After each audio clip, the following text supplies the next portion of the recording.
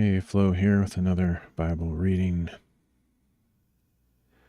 So I'll pray and then get started.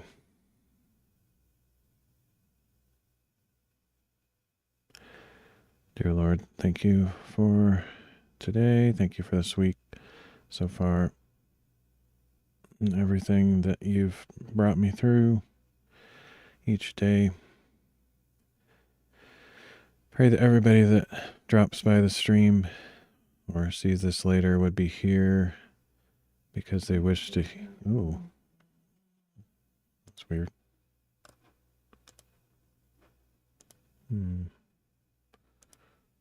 Well, I don't want to hear myself.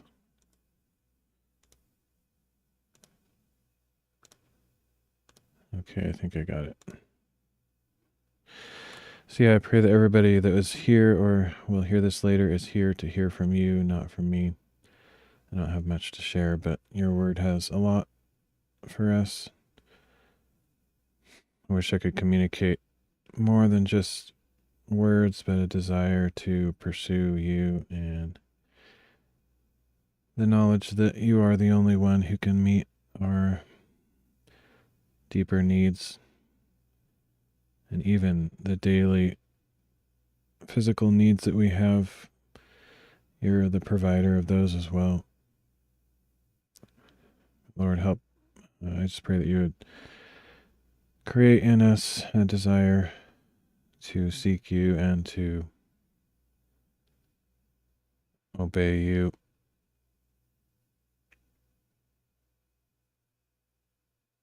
Help us to see you in the right light. Help us to not distort any view or truth of you through the lens of our own deception or the world's around us. Shine through the darkness and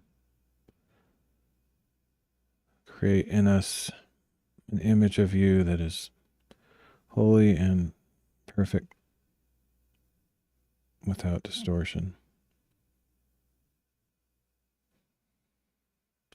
Give us peace and love for each other, and help me to read clearly and learn from your word today. In Jesus' name, amen.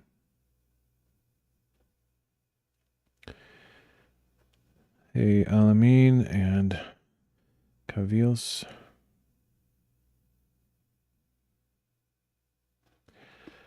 All right, so today we're going to be reading 1 Kings 15, verses 1 to 24. They split it up in the middle of the chapter this time. 2 Chronicles 13 to 16, and Romans 3.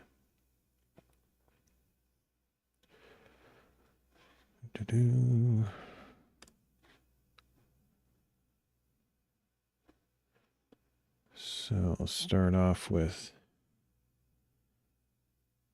1 Kings 15.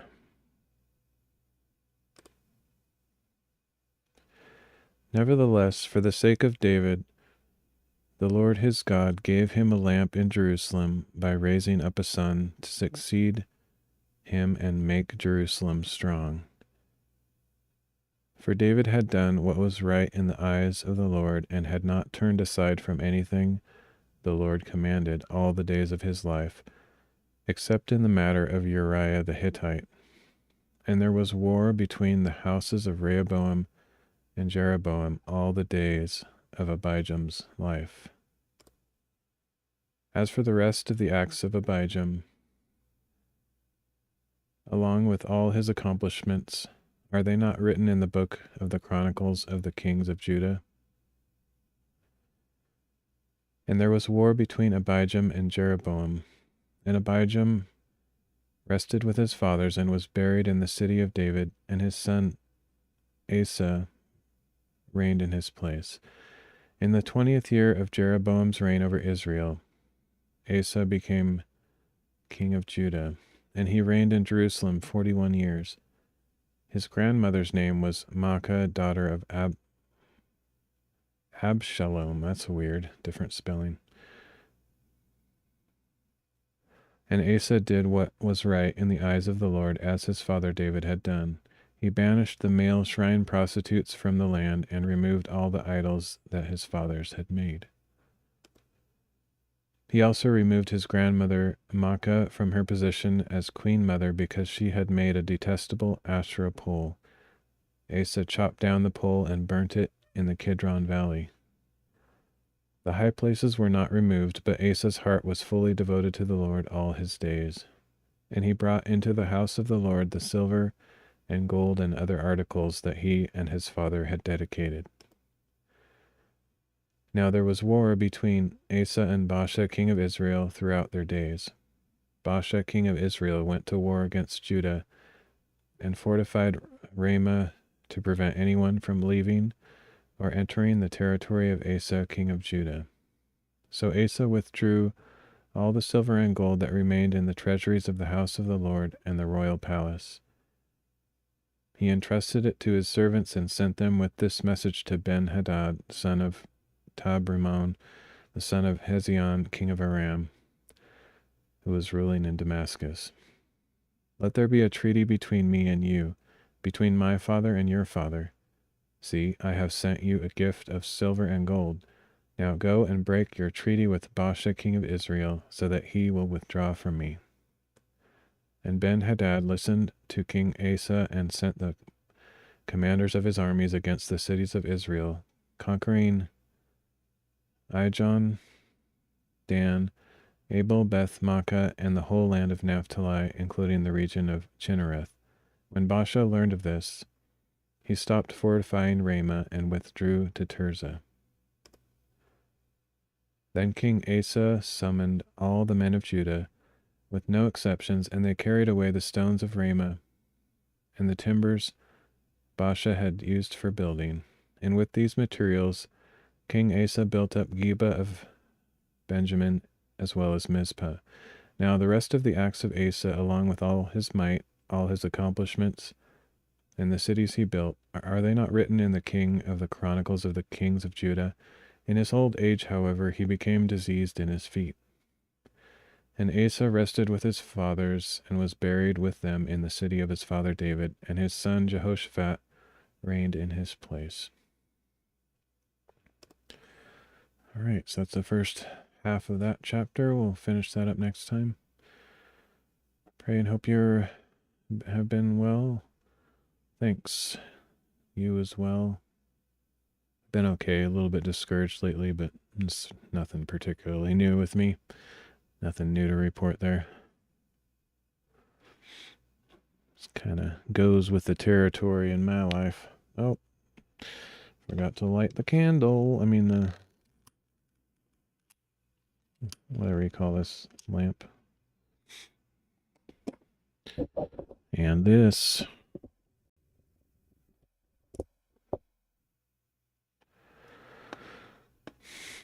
All right, so now we have 4 chapters in 2nd Chronicles.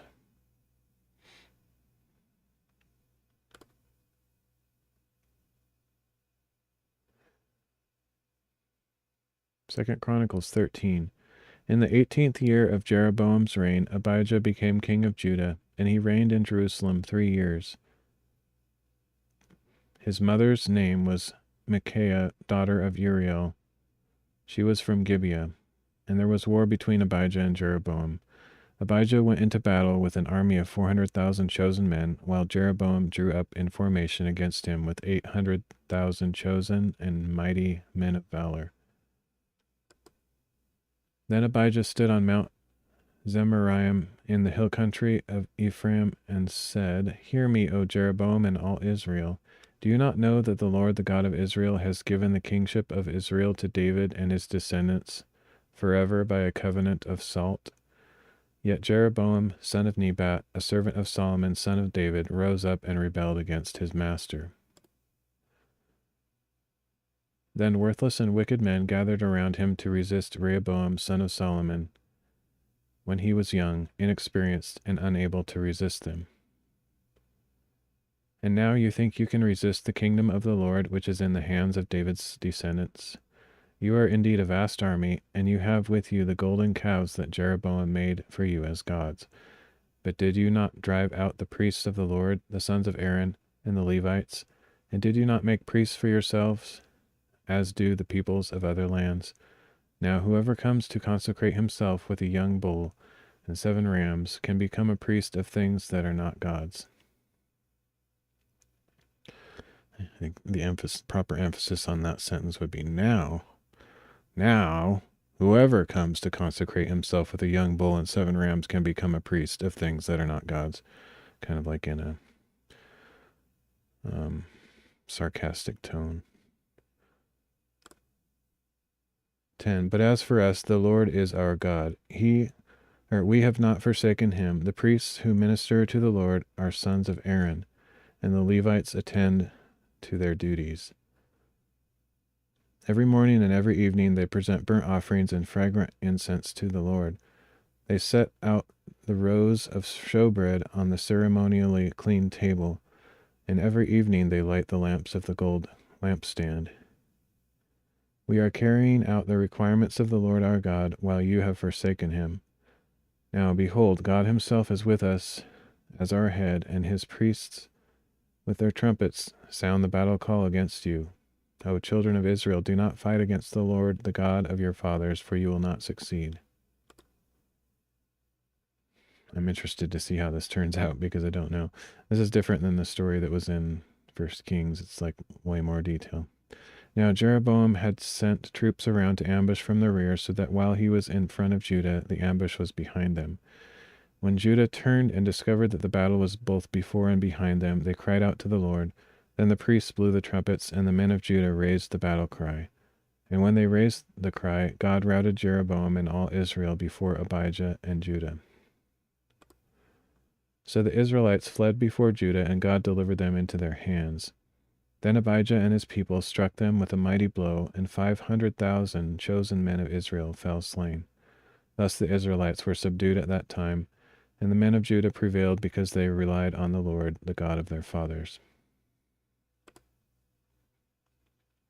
Abijah pursued Jeroboam and captured some cities from him, Bethel, Jeshanah, and Ephron, along with their villages. Jeroboam did not again recover his power during the days of Abijah, and the Lord struck him down, and he died.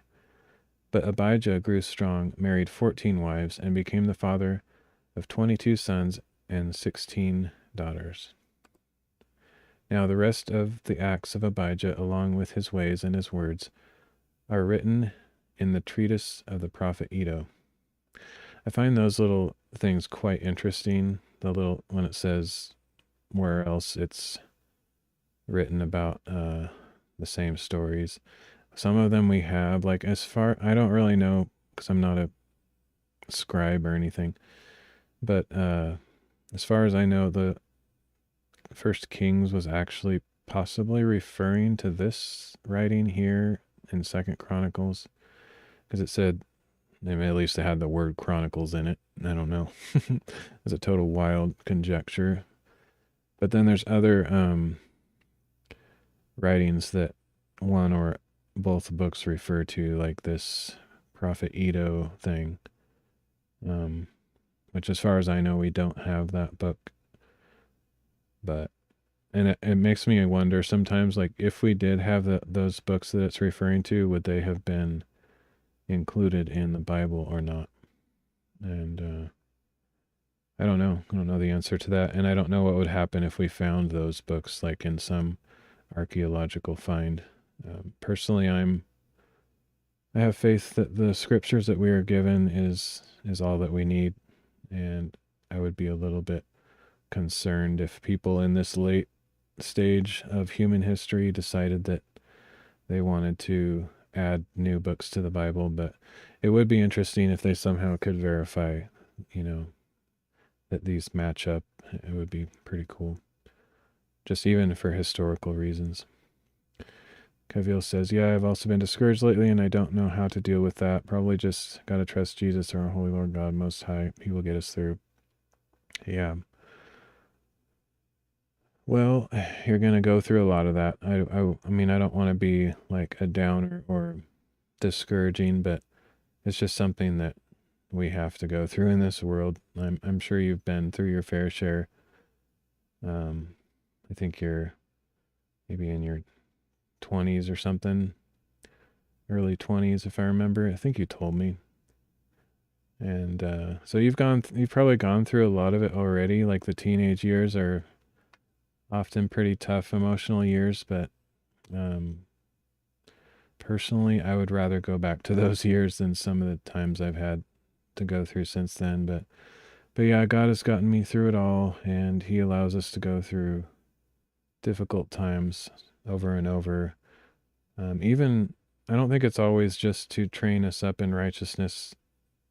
I mean, I think that's the main goal throughout those trials, but it's not always punishment for things that we've done. So we shouldn't get hung up on that. Like, oh, I'm going through a hard time. I must have done something terrible to deserve this. But yeah, I think the thing that I've found to be most useful is being in Christian community, which I'm currently not. And I think that's part of why I've been struggling more than I maybe would ordinarily, just because I don't really have brothers and sisters to lean on other than, you guys online, but that's just not quite the same because, um, that I don't know, there's just something missing when you're just talking to people online. Like I can't see people face to face and hear their voices and emotions and all that stuff. And, um, but I don't think it's completely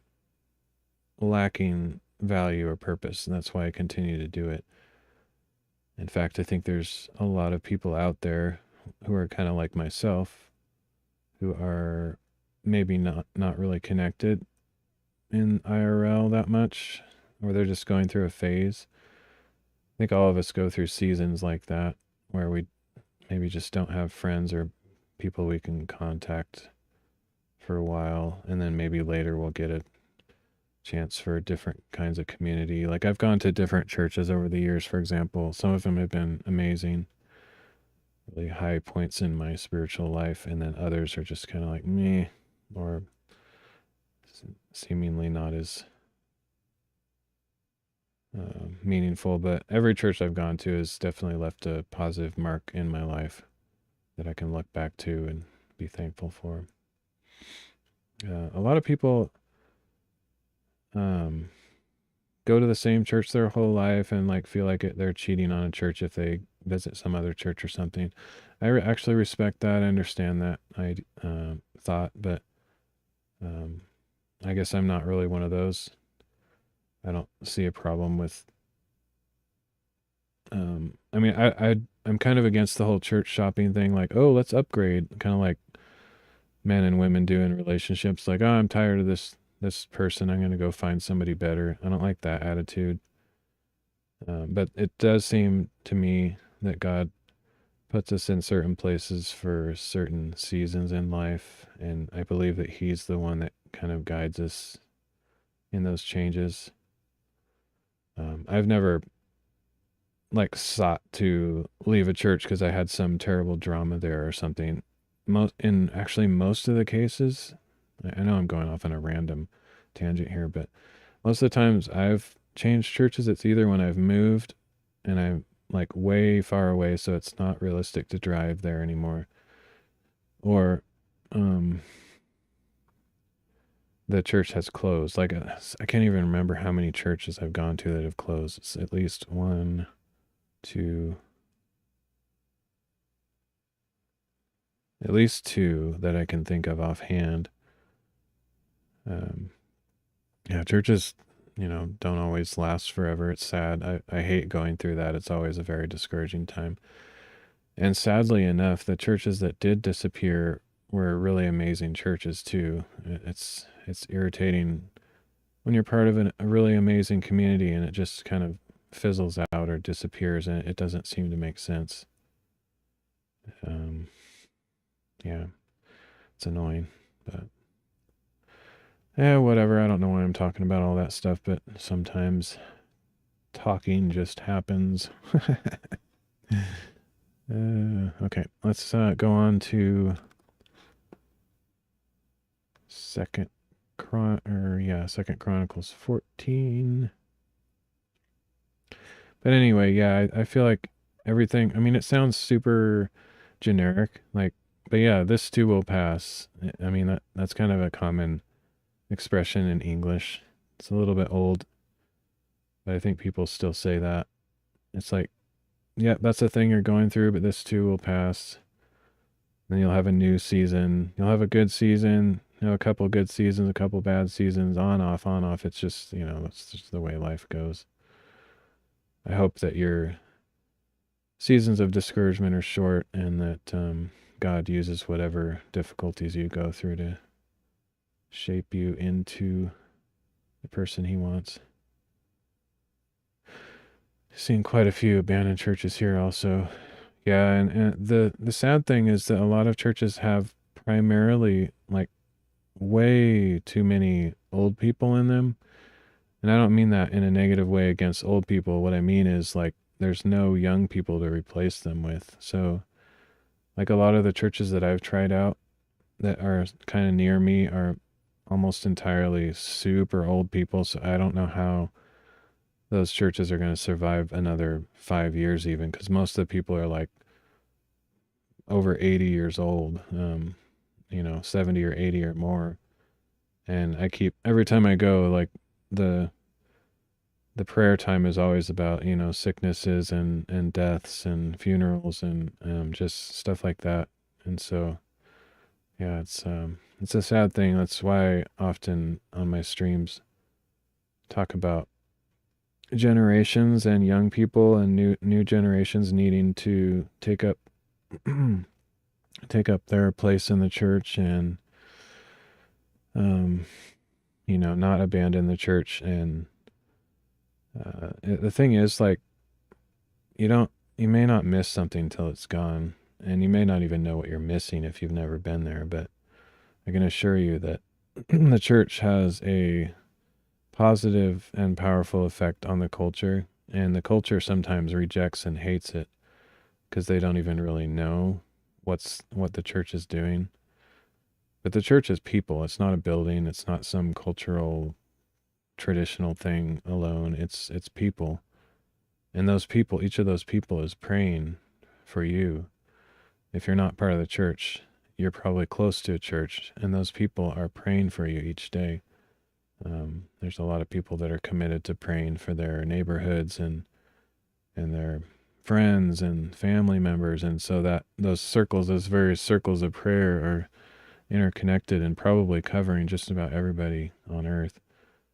And that kind of prayer does activate the power of God and keep people from trouble and hardship that they don't even realize. But it's not just prayer. Like, so many things in the world, so many good things have come from the influence of the church and the decisions that people have made trying to serve the Lord and all that stuff. And for all of that to just go away, if it all just suddenly disappeared, you would be shocked to see how different the world would become very quickly. It would not be a good thing. Some people think it would be just because they don't understand. They've kind of been fed a pool of lies about the church and about people in the church. It's like, oh, they're just a bunch of hypocrites. They're judgmental, all these kind of negative things. But like, try to actually be a little bit skeptical of that and actually think, wait a minute. Okay, people are saying that, but what are they basing that off of? Is it just a message that they've been passed on through the culture, through TV shows, and like their parents told them that? Or did they actually experience it? Because, to pass on information like that, that's actually judgmental. Yeah, so it's actually judgmental to say that people are hypocrites and judgmental if you haven't even experienced it yourself. Or perhaps you misunderstood, the intentions or the heart of somebody.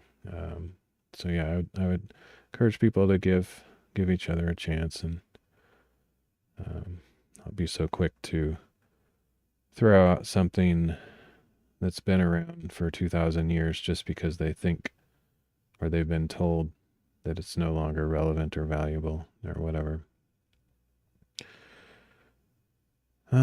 But yeah, I can't really force anybody or make a big change for people if they don't think it's useful. they're not going to go, they're not going to be part of it.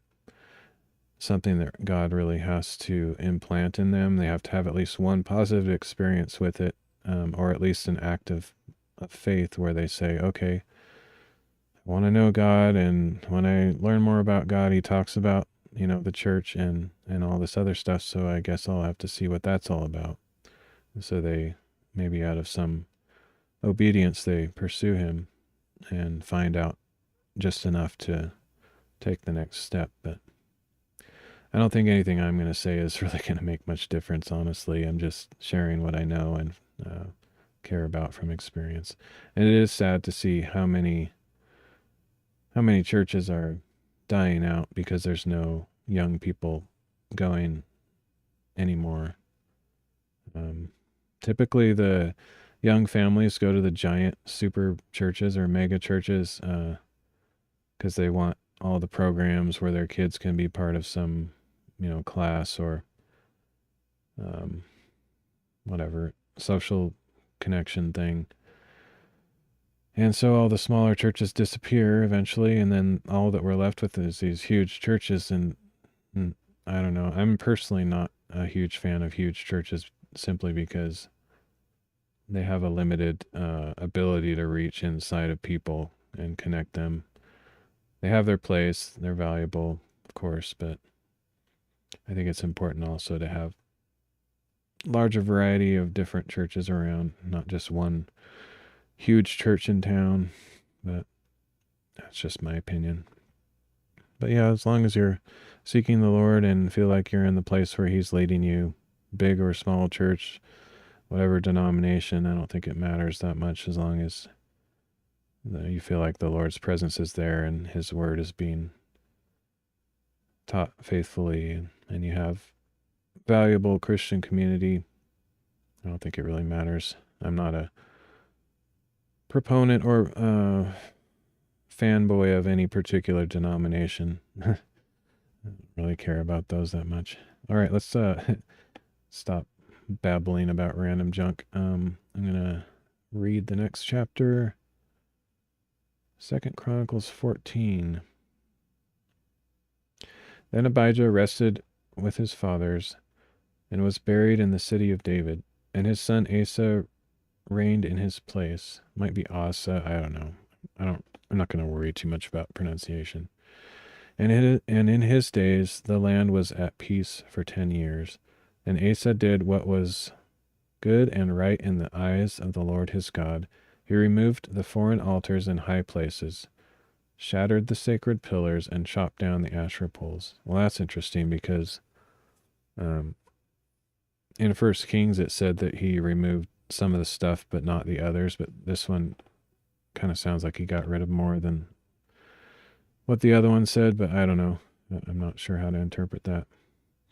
At any rate, it's cool to hear that he was faithful to the Lord because we're going to hear about a lot of terrible kings, and it's nice to actually hear about one that's halfway decent.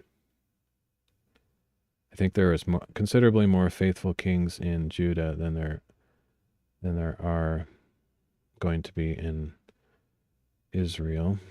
But yeah, anyway. Verse 4, he commanded the people of Judah to seek the Lord, the God of their fathers, and to observe the law and the commandments. He also removed the high places and incense altars from all the cities of Judah, and under him the kingdom was at peace.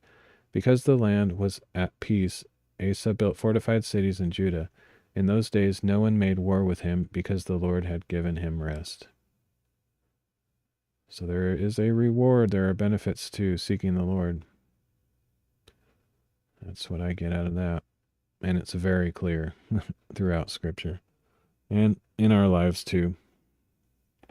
I can definitely attest to that when I'm seeking him fully and just offering him my entire life without holding anything back. There are incredible benefits, and my life status improves. It's like a video game. All my stats go up during that time. All right, verse 7. So he said to the people of Judah, let us build these cities and surround them with walls and towers, with doors and bars. The land is still ours, because we have sought the Lord our God. We have sought him, and he has given us rest on every side. So they built and prospered. Asa had an army of 300,000 men from Judah bearing large shields and spears, and 280,000 men from Benjamin bearing small shields and drawing the bow. All these were mighty men of valor. Then Zerah the Cushite came against them with an army of 1,000,000 men and 300 chariots, and they advanced as far as Mareshah. These are huge armies for such ancient times. It's crazy. Okay. Verse 10. So Asa marched out against him and lined up in battle formation in the valley of Zephathah near Mareshah. Then Asa cried out to the Lord his God, O Lord, there is no one besides you to help the powerless against the mighty. Help us, O Lord our God, for we rely on you, and in your name we have come against this multitude. O Lord, you are our God. Do not let a mere mortal prevail against you. So the Lord struck down the Cushites before Asa and Judah, and the Cushites fled. Then Asa and his army pursued them as far as Gerar. The Cushites fell and could not recover, for they were crushed before the Lord and his army. So the people of Judah carried off a great amount of plunder and attacked all the cities around Gerar. I feel like saying Gerar, but whatever. Because the terror of the Lord had fallen upon them. They plundered all the cities, since there was much plunder there. They also attacked the tents of the herdsmen and carried off many sheep and camels. Then they returned to Jerusalem.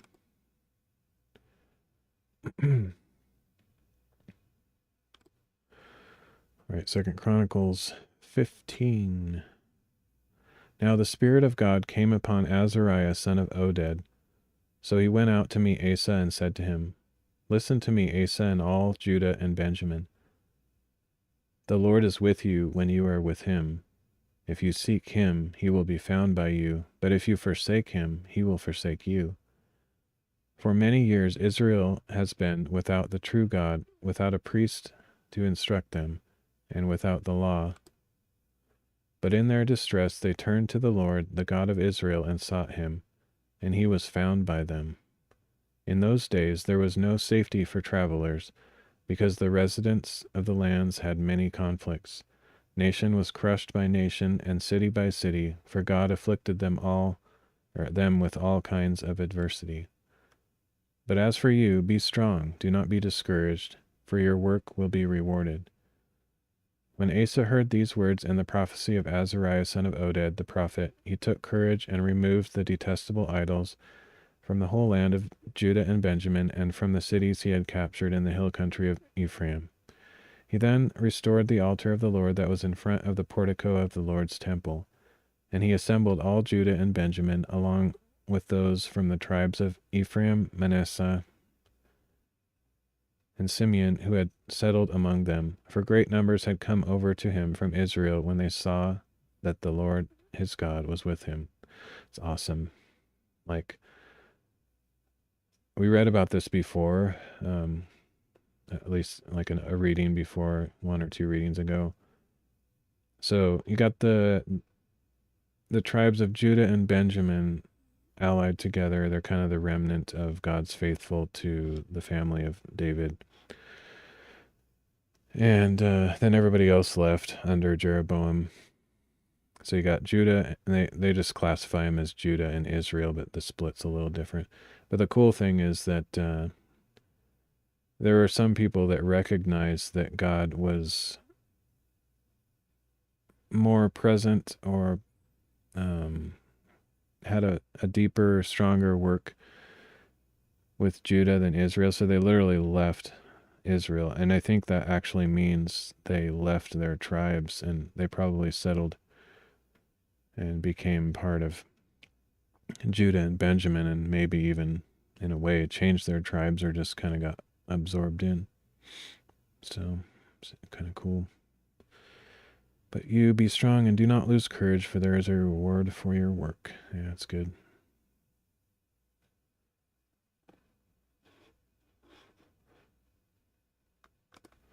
Verse 10. So they gathered together in Jerusalem in the 3rd month of the 15th year of Asa's reign. At that time they sacrificed to the Lord 700 oxen and 7,000 sheep from all the plunder they had brought back. Then they entered into a covenant to seek the Lord and the God, or they entered into a covenant to seek the Lord, the God of their fathers, with all their heart and soul. And whoever would not seek the Lord, the God of Israel, would be put to death, whether young or old, man or woman. They took an oath to the Lord with a loud voice, with shouting, trumpets, and ram's horns. And all Judah rejoiced over the oath, for they had sworn it with all their heart. They had sought him earnestly, and he was found by them. So the Lord gave them rest on every side. King Asa also removed his grandmother Maacah from her position as queen mother because she had made a detestable Asherah pole.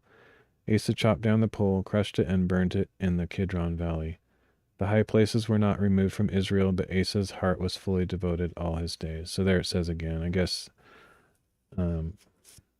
he removed some of them, but not all of them, apparently. Verse 18, and he brought into the house of God the silver and gold articles that he and his father had dedicated. And there was no war until the 35th year of Asa's reign.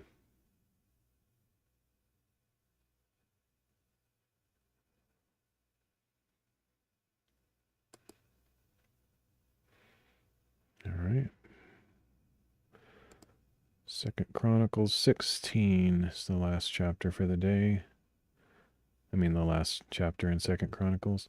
In the 36th year of Asa's reign, Baasha, king of Israel, went up against Judah and fortified Ramah to prevent anyone from leaving or entering the territory of Asa, king of Judah. So basically, he was trying to build a wall to keep them, like he probably heard word of like some of his people leaving Israel to go to Judah, like we were talking about earlier, and he's like, nope, that's no good. It's probably similar to what happened between North and South Korea. North Korea building their wall and guarding it, that whole thing. Verse 2, so Asa withdrew the silver and gold from the treasuries of the house of the Lord and the royal palace, and he sent it with this message to Ben-Hadad, king of Aram, who was ruling in Damascus. Let there be a treaty between me and you, between my father and your father. See, I have sent you silver and gold. Now go and break your treaty with Baasha, king of Israel, so that he will withdraw from me. And Ben-Hadad listened to King Asa and sent the commanders of his armies against the cities of Israel, conquering Ijon, Dan, Abel, Maim, and all the store cities of Naphtali. When Baasha learned of this, he stopped fortifying Ramah and abandoned his work. Then King Asa brought all the men of Judah, and they carried away the stones of Ramah and the timbers Baasha had used for building. And with these materials he built up Geba and Mizpah. At that time Hanani the seer came to King Asa of Judah and told him, because you have relied on the king of Aram and not on the Lord your God, the army of the king of Aram has escaped your hand. Were not the Cushites and Libyans a vast army with many chariots and horsemen? Yet because you relied on the Lord, he delivered them into your hand. For the eyes of the Lord roam to and fro over all the earth to show himself strong on behalf of those whose hearts are fully devoted to him. You have acted foolishly in this matter. From now on, therefore, you will be at war. It's a great verse, especially the first part. The eyes of the Lord roam to and fro over all the earth to show himself strong on behalf of those whose hearts are fully devoted to him. Verse 10, Asa was angry with the seer and became so enraged over this matter that he put the man in prison, and at the same time Asa oppressed some of the people. Now the rest of the acts of Asa from beginning to end are indeed written in the book of the kings of Judah and Israel. In the 39th year of his reign, Asa became diseased in his feet, and his malady became increasingly severe. Yet even in his illness he did not seek the Lord, but only the physicians. So this gives us more information. It's probably likely that the foot thing is a result of his foolish acts, trusting in kings of men instead of the Lord. It's too bad because otherwise he has a pretty good record as one of the good kings, but it didn't end well.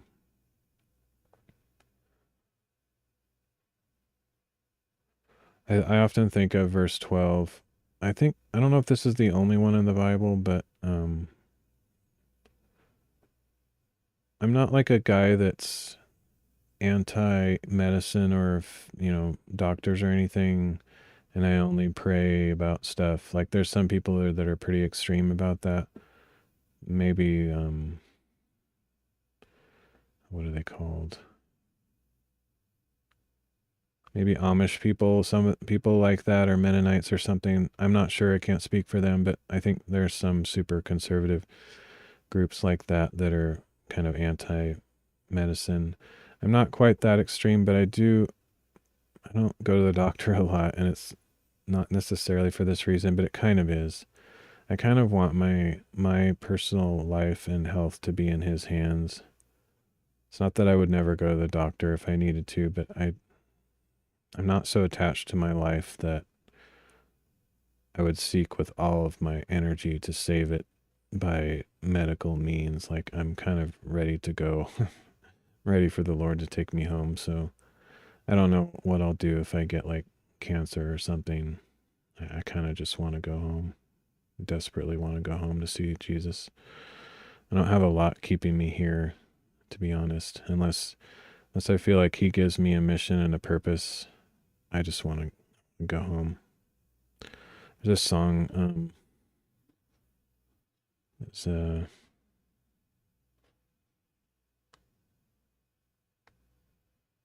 of my favorite songs. Love this song. I might sing it on stream someday, but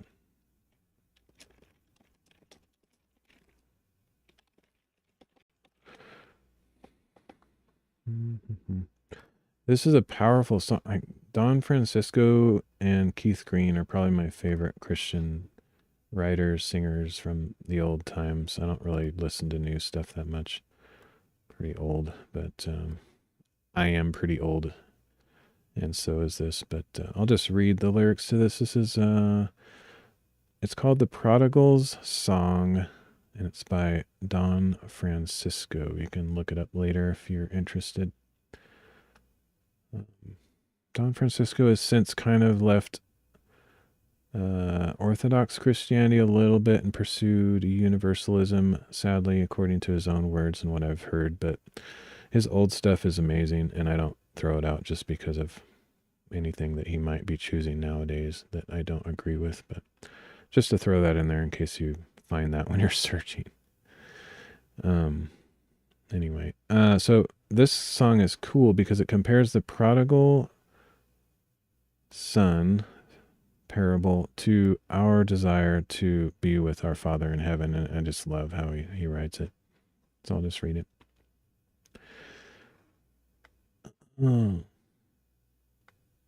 Here I am, just a poor man, made poorer still by the knowledge of the riches I have squandered.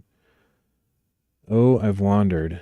I stand convicted, even knowing that the deepest of my wounds were mostly self-inflicted. Where did my heart go? Where have I been? You opened my eyes to the darkness and lies, and I shut them again. And I want to go home to my Father. I want to be part of where my heart says I belong. I want to wash my weary soul in living water. I've been away way too long. I want to go home. Out on the boundaries of my freedom, I was looking for fences that would keep me in, and I found there were none. Only your sweet love, Lord, and fool that I've been. You broke the chains to my heartache and pain, and I forged them again. And I want to go home to my Father. I want to be part of where my heart says I belong. I want to wash my weary soul in living water. I've been away way too long. I want to go home. Oh, Jesus, Lord, help me. I'm so full of regret. It's so hard to forgive myself, and it's harder to forget. I need you to hold me and heal me, to mold me and steel me, by the power of your word to be the son you've called me to be. I want to go home to my Father. I want to be part of where my heart says I belong. I want to wash my weary soul in living water. I've been away way too long. I want to go home. I've been away way too long. I want to go home. It's one of my favorite songs of his.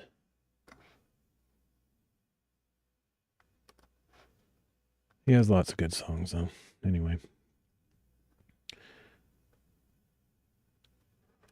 All right, we're actually not quite done with this chapter. I kind of got distracted by verse 12 there, so we got 2 more to go.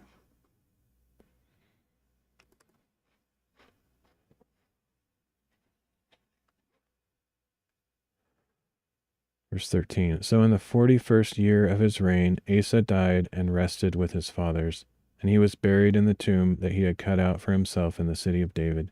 They laid him on a bier that was full of spices and various blended perfumes. Then they made a great fire in his honor.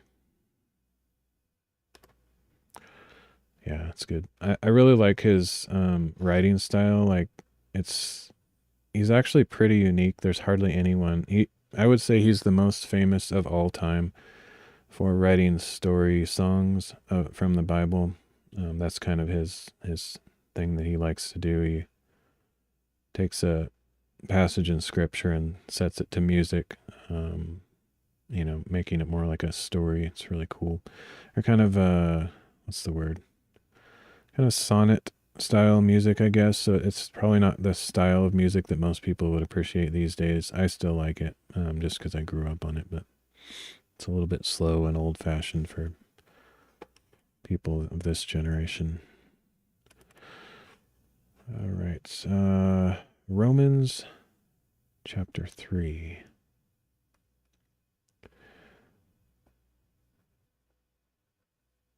What then is the advantage of being a Jew, or what is the value of circumcision? Much in every way. First of all, they have been entrusted with the very words of God. What if some did not have faith? Will their lack of faith nullify God's faithfulness? Certainly not. Let God be true and every man a liar, as it is written, so that you may be proved right when you speak and victorious when you judge. But if our unrighteousness highlights the righteousness of God, what shall we say? That God is unjust to inflict his wrath on us? I am speaking in human terms. Certainly not. In that case, how could God judge the world? However, if my falsehood accentuates God's truthfulness to the increase of his glory, why am I still condemned as a sinner? Why not say, as some slanderously claim that we say, let us do evil that good may result? Their condemnation is deserved. What then? Are we any better? Not at all.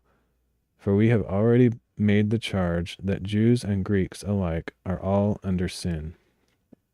As it is written, there is no one righteous, not even one. There is no one who understands, no one who seeks God. All have turned away, they have together become worthless. There is no one who does good, not even one. Their throats are open graves, their tongues practice deceit, the venom of vipers is on their lips. Their mouths are full of cursing and bitterness. Their feet are swift to shed blood. Ruin and misery lie in their wake, and the way of peace they have not known. There is no fear of God before their eyes. Now we know that whatever the law says, it says to those who are under the law, so that every mouth may be silenced and the whole world held accountable to God. Therefore, no one will be justified in his sight by works of the law, for the law merely brings awareness of sin. But now, apart from the law, the righteousness of God has been revealed, as attested by the law and the prophets. And this righteousness from God comes through faith in Jesus Christ to all who believe. There is no distinction, for all have sinned and fall short of the glory of God, and are justified freely by his grace through the redemption that is in Christ Jesus. God presented him as the atoning sacrifice through faith in his blood in order to demonstrate his righteousness, because in his forbearance He had passed over the sins committed beforehand. He did this to demonstrate his righteousness at the present time, so as to be just and to justify the one who has faith in Jesus. Where then is boasting? It is excluded. On what principle? On that of works? No, but on that of faith. For we maintain that a man is justified by faith apart from works of the law. Is God the God of Jews only? Is he not the God of Gentiles too? Yes, of Gentiles too, since there is only one God, who will justify the circumcised by faith and the uncircumcised through that same faith. Do we then nullify the law by this faith? Certainly not. Instead, we uphold the law. I encourage you to read Romans 3 over and over again if you're trying to figure out what Christianity is about. I've been trying to push this message through as clearly as I'm able to ever since I started this Bible reading thing, that Christianity is different because it's not about fulfilling the law and that's how we get to heaven, or earning our way to heaven because of good works. Christianity is God sending his Son to die on the cross, to take our sins upon him, because no one is righteous, not even one. Nobody can do good. Nobody can seek God on their own. It's only through the blood of Jesus Christ and belief in him, faith, not works. No boasting. There's no boasting for anyone who's like, I'm more religious than you. I've done more right things than you. Nope. It's excluded. It's all because of the work of Jesus Christ. And this is entirely unique to Christianity. God saves, not man. Man cannot save himself. Man cannot save other men. We are all lost. We are all equal before God. Men, women, Jews, Gentiles, doesn't matter. Without Christ, we are all equally lost, dead in sin. And it's only through the redeeming work of Jesus Christ that we can be saved and faith in him. So yeah, there it is, all right there. Romans 3. So yeah, I think I will head out for the night. I was thinking about maybe doing another reading, but I don't think I will. Maybe another one tomorrow or something, but I think I will call it good for the night. Thanks, Kavils, for hanging out. It's always good to see you. Anybody else that's lurking or watches this later, pray that God blesses you and that you hear his word in your life, and that when you seek him, he is found by you, just like what we read about in the kingdom of Judah. All right, well, we'll catch you guys later. I'll probably be on tomorrow. I'll probably try to finish that, or at least continue working on that staircase that I've been working on, and then if I have energy in the evening, I might do a Bible reading or whatever. We'll just play it by ear. Anyway, thanks again. I'll catch you guys later.